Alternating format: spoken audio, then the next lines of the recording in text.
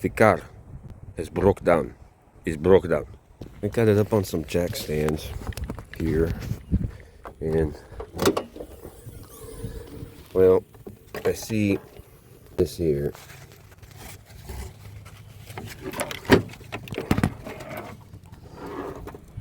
That's not a good sign. It looks like milk, right?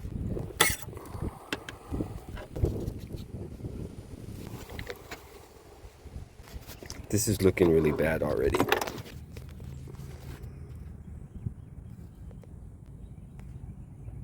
Really bad for the engine, that is. Now it can be fixed, of course, but you must have somebody willing and able to fix it.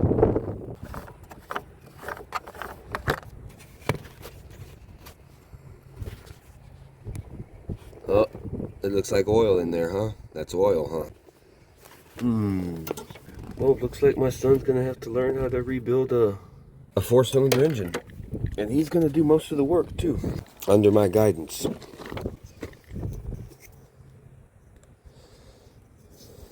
This is the early stages of head gasket failure. So at least he hasn't driven it that much. It actually broke down on him yesterday, or he probably would have kept driving it. Let's see if this piece of shit will start. Hey, it started. How about that?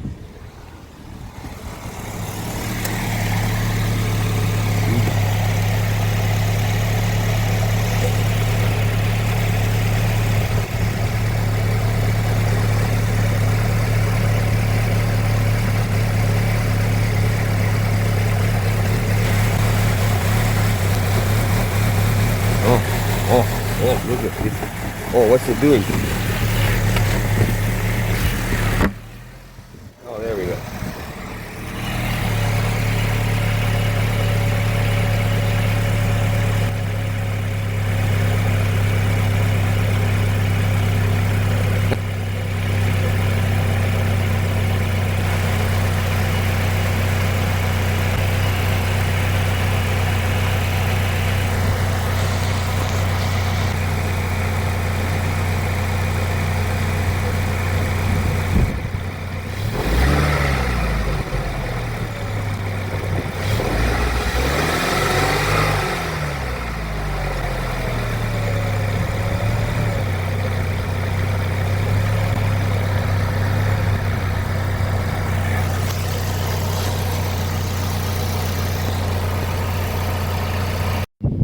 Okay, so even though I didn't get bubbles in here, it's still, well, you can see the oil in there, first of all, along the edges of the container. But this is a fail. It's dead. It died. It needs to be resurrected. Looks like we're going to be rebuilding the engine. And the transmission needs it too. Old cars need love if you want to keep them running. If you don't want to keep them running, then just take them to the scrapyard. Those are your two options. You can fix it, or you get rid of it. Keep it. If you buy an old car, understand you're going to have to do things like this. If you don't want to have to do things like rebuild an engine, buy newer stuff, but it costs more money. You're going to spend money either way. You got to understand. Just because you find a car that's cheap doesn't mean you're not going to have to spend money on it. It doesn't work that way, my people. My son did say that his car had a puddle of oil under it where he was broke down at yesterday. I don't know why that is, or why his tire has oil all over it. Interesting question, though.